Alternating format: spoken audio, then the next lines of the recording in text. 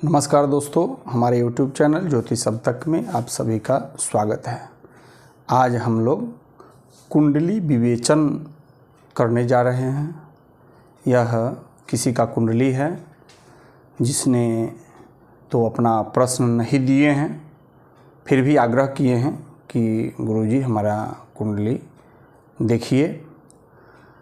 तो अपना नाम अंकित बता रहे हैं।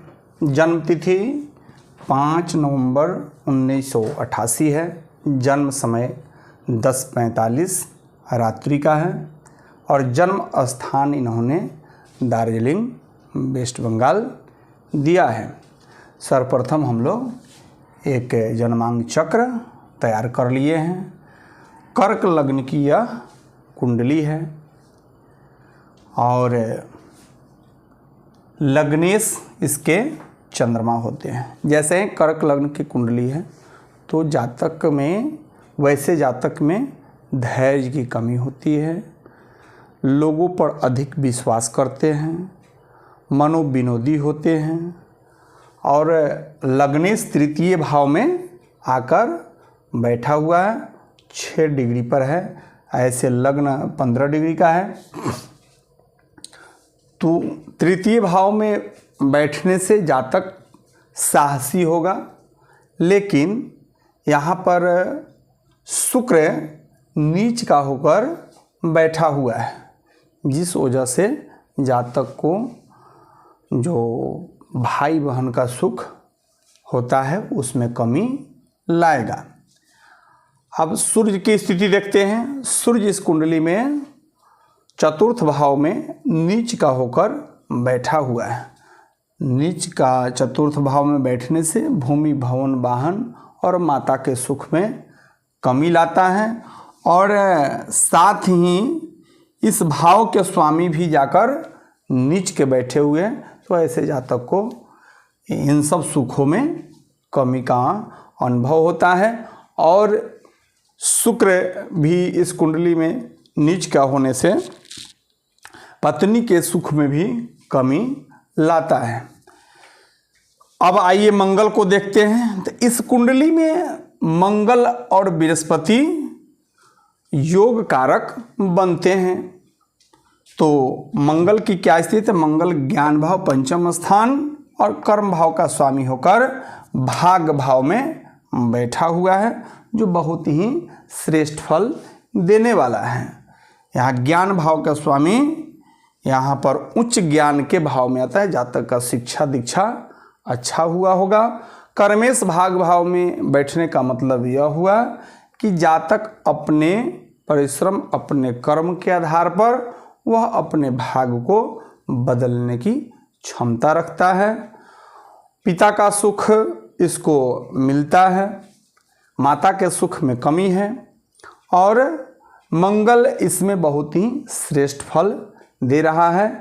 पढ़ाई के क्षेत्र में या तो यह इंजीनियरिंग वगैरह के क्षेत्र में किए होंगे या सरकारी सर्विस में, तो यहाँ पर बाधा उत्पन्न सूर्य देव पहुँचा रहे हैं। तो परिश्रम का जो भी कार्य होगा, वह साहस का जो कार्य होगा, वह कार्य इन्होंने बहुत अच्छे ढंग से करेंगे। बुध इस कुंडली में 12वें और तीसरे भाव के स्वामी होकर चौथे भाव में जाकर बैठा हुआ है, जो बुध इस लग्न में अच्छा फल नहीं देने वाला होता है और वह भी जाकर यह सुख भाव में बैठा हुआ है। इसलिए यहाँ का फल भी अच्छा नहीं मिलने वाला है। साथ बृहस्पति इस कुंडली में अच्छा ग्रह माना गया है, लेकिन बृहस्पति अभी वक्री है। लेकिन यहाँ पर 11वें भाव में बैठकर ज्ञान भाव को देख रहा है, इसलिए इसका फल अच्छा ही मिलेगा। बृहस्पति को अच्छा करने के लिए यहाँ पर आप बृहस्पति का रत्न धारण कर सकते हैं और प्रतिदिन ओम ब्रिंग बृहस्पति नमः का जाप अवश्य करें, जिससे बृहस्पति आपको अच्छा फल दे। शुक्र आपके कुंडली में तृतीय भाव में नीच का होकर बैठा हुआ है, जिससे पत्नी सुख में कमी, भाई बहन के सुख में कमी का अनुभव कराता है। शनि आपके कुंडली में अष्टम और सप्तम भाव का स्वामी होकर छठे भाव में बैठा हुआ है, जिस वजह से आपके विवाह में विलंब हो सकते हैं। यह विवाह में विलंब कराता है। आठवें भाव में राहु और द्वितीय भाव में केतु बैठा हुआ है। आठवें भाव में राहु होने से यहाँ पर पेट संबंधित विकार देता है, जो वर्तमान समय में आपको राहु का महादशा चल रहा है। राहु में मंगल चल रहा है। राहु के नक्षत्र का है, मंगल शनि के नक्षत्र है। इसलिए अभी के समय में जो 1/6/2024 से 20/6/2025 तक का जो समय है, इस अवधि में आपको चोट चपेट का भय बना हुआ है। किसी वस्तु के चोरी वगैरह होने का भी योग बना हुआ है। इस अवधि में विशेष सतर्क रहे। आगे आने वाले समय जो है वह बृहस्पति के महादशा होगा, जो आपके लिए अनुकूल स्थिति पैदा करेगा। तो यहाँ पर पेट संबंधित कोई समस्या राहु जी दे सकते हैं।